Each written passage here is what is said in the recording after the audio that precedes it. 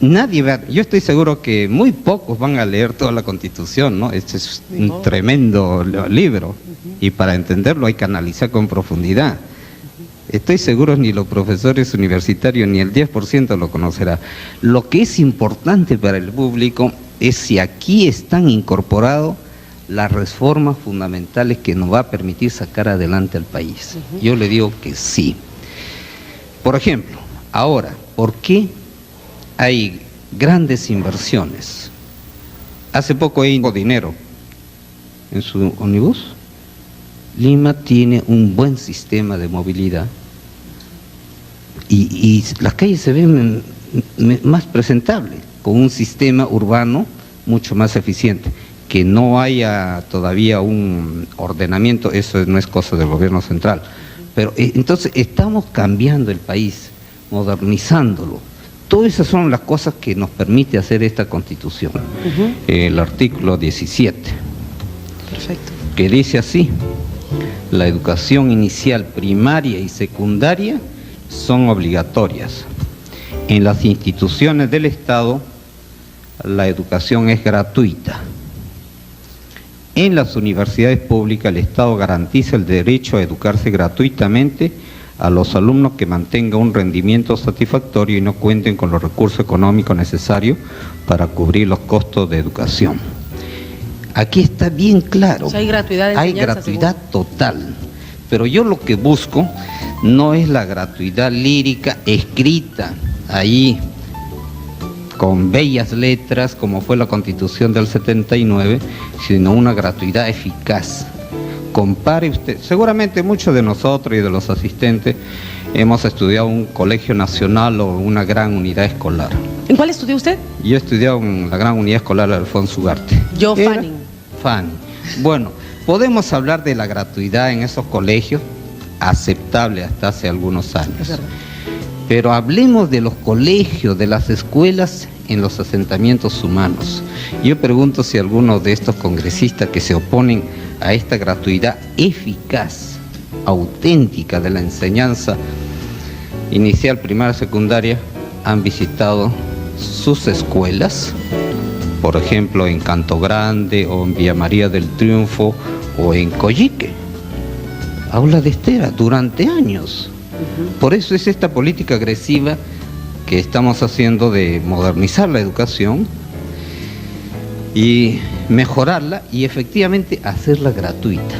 Y en las universidades, yo me considero, modestia aparte, conocedor a fondo de las universidades. A mí no me van a venir con cuentitos, porque conozco a los dirigentes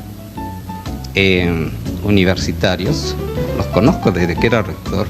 Yo participaba en sus foros, inauguraba sus certámenes y ya tenía en esa época, estoy hablando del año 85, 86, tenían por ejemplo algunos 12 a 15 años en la universidad, disfrutando de comedor, de todos los beneficios, y todavía siguen de dirigentes, o sea, ya estos están con 18, 20 años, y sobre todo quitándole una vacante. Cada dirigente, estudiante vitalicio, le quita una vacante a aquel estudiante recién egresado de secundaria. Esta nueva Constitución, y marcando ya otro plano de la entrevista, con esta nueva Constitución, señor presidente, al momento de marcar el sí, que es la posición que usted defiende, ¿también diremos sí a la pena de muerte? La pena de muerte está también contemplada muy claramente. Se aplicaría a casos pues como de Abimael Guzmán, o a casos de condena por excepcionales por traición a la patria. Artículo 140. La pena de muerte solo puede aplicarse por el delito de traición a la patria en caso de guerra y el de terrorismo, conforme a las leyes y a los tratados de los que el Perú es parte obligada. La pregunta es, ¿y si Abimael Guzmán, Olay, Cárdenas Schulte ya están en prisión? ¿Por qué necesitamos este artículo si no se puede aplicar retroactivamente? Lo requerimos porque tenemos que ser previsor. No vaya a ser que en el año 98 o en el año 2005 se aparezca pues un nuevo Abimael. Y entonces ahí debemos contar con el instrumento para aplicarlo a tiempo.